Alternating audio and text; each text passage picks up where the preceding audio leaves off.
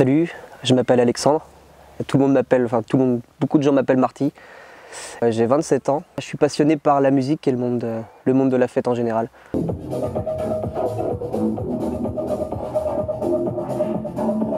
Dans la vie, j'essaye de me professionnaliser au maximum donc dans les métiers artistiques, dans le monde de la musique, à savoir le chant en groupe. Depuis aussi longtemps que je me souvienne, j'ai toujours aimé la musique. J'avais même des prédispositions à ça petit, j'en ai pas fait, j'aurais pu, j'aurais dû. Alors quand j'ai eu ma période geek, ils ont sorti des jeux vidéo style Guitar Hero. Donc ça, je me suis dit, ça serait bien qu'ils sortent ça en groupe, avec une batterie, une basse, du chant, ils l'ont fait. Donc ça a été ma première expérience de groupe en fait via le jeu vidéo. J'avais quoi, 19, 20 ans, entre mes 18 et mes 20 ans, on commençait à parler de faire un petit projet, parce que je chantais en mode autodidacte, mais je chantais. Et avec le frangin à la batterie, on a trouvé un guitariste et on s'est fait un groupe. Et là c'est comme ça que la musique ça a commencé. J'avais peut-être 19 ou 20 ans, en chantant dans un groupe de rock.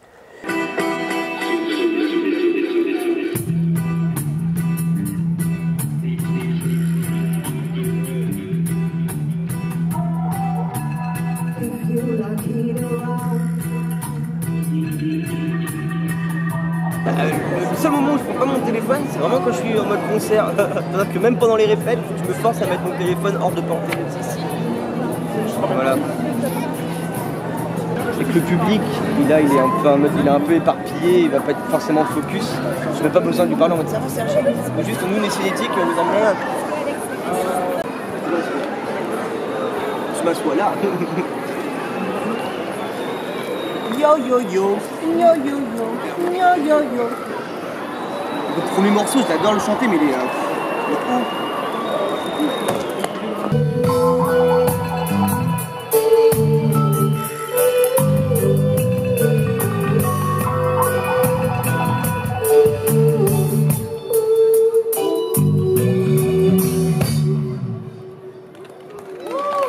Bonsoir Sergi, nous c'est Cinétique.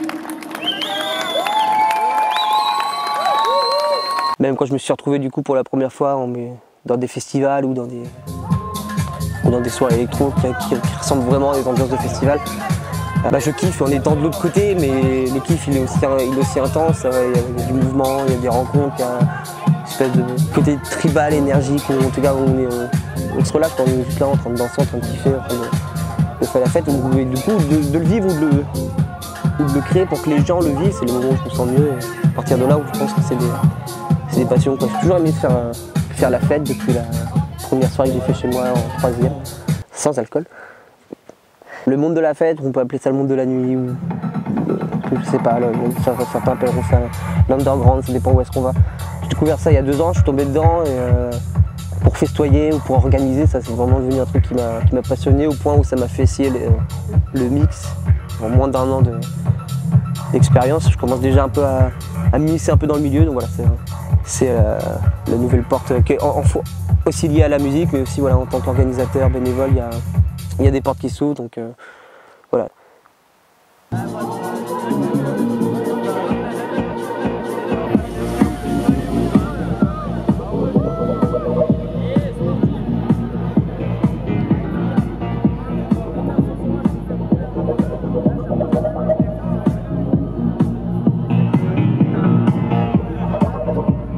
Alors, je vais vous présenter le didgeridoo. Didgeridoo, D-I-D-G-E-R-I-D-O-O. C'est un instrument qui a plusieurs millénaires. Ça vient d'Océanie, donc en Australie, pour être plus précis. C'est un instrument qui a été inventé par les aborigènes. Population qui aujourd'hui vit dans des conditions de vie extrêmement difficiles, d'ailleurs, je tiens à le préciser. À la base, ça a été fait dans du bois d'eucalyptus, des souches, vraisemblablement creusées par les termites.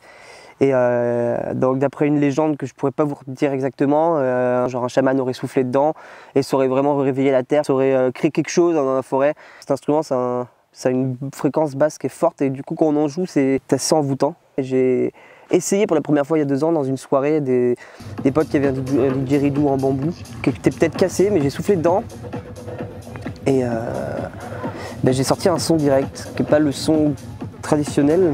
Et c'était le moment, ça correspondait au moment où j'ai commencé à sortir en fait.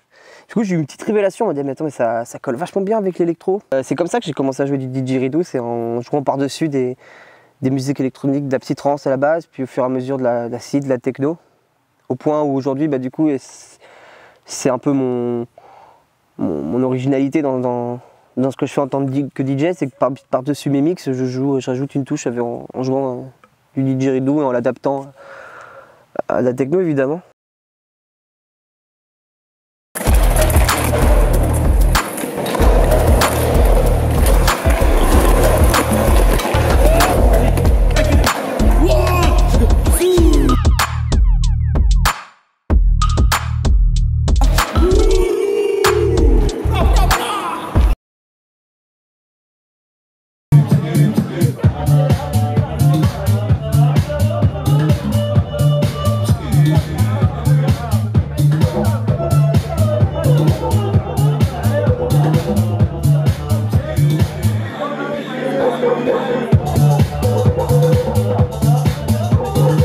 J'en profite pour vous parler de la technique, parce que quitte à vous parler du didgeridoo, je vais vous expliquer aussi comment on joue, parce que c'est ce qu'on me pose le plus souvent quand j'emmène avec moi.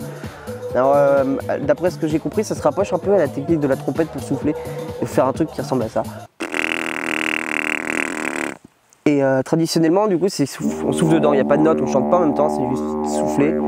Et du coup, c'est lié à une technique qu'on appelle le souffle continu. Et c'est ça qui est dur à faire, que je m'exerce encore à faire et que je commence à faire, mais de manière encore très amateur. Et ça consiste à relâcher, expirer de l'air en permanence. La technique est simple en soi, je vous l'explique vraiment simplement. Quand vous n'avez plus d'air à expulser, vous gonflez vos joues avec si vous reste d'air, et en expirant vos joues, avec la puissance avec les muscles de votre joue, vous inspirez en même temps, ça fait un truc comme ça.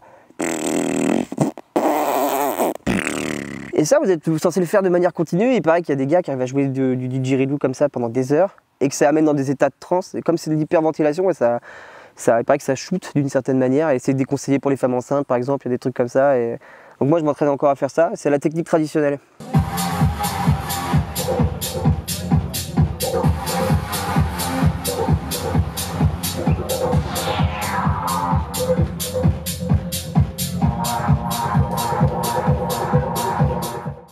Je pense que toute personne qui exerce sa passion est bien dans sa tête, bien dans ses baskets, ou en tout cas ça doit l'aider du mieux possible. Et pour moi c'est ça une passion, c'est amour, envie, rêve, tout ça à la fois. On nous case dans des filières, on nous oriente vers des boulots mais qui sont rarement liés à notre passion. La passion c'est pas partie des critères qu'on prend en compte quand on est à l'école ou quand on est dans la recherche quand on est en train de s'orienter, ça fait pas partie des critères et ça devrait, parce que c'est ce qui permet de vivre le plus longtemps, d'être le mieux et d'être le plus productif, c'est de faire sa passion. Alors si j'avais un conseil à donner à quelqu'un qui n'a pas le temps ou qui n'ose pas exercer sa passion ou ses passions, je lui dirais qu'il faut essayer de dépasser ça, quitte à se rapprocher de gens qui exercent même ces passions, qui vont pouvoir te donner les bonnes raisons, qui vont dire pourquoi tu le fais. Et tu vas comprendre ça aussi, c'est important de comprendre pourquoi on fait ça, parce que c'est aussi ça qui permet de faire des choses qu'on n'ose pas faire, c'est trouver une bonne raison à les faire. Et que ça soit gagner de l'argent, ou kiffer, ou n'importe quoi. En tout cas, ça vaut le coup de... Même si on n'en vit pas, ça vaut le coup que ça fasse partie de notre vie. Voilà. Donc essaye.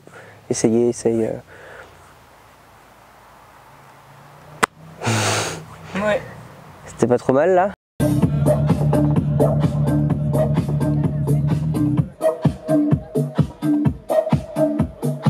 Bernie, Michael, Joséphine et lui je l'ai trouvé, c'est un orphelin. Si vous avez des trucs cylindriques chez vous, n'hésitez pas. N'importe quoi.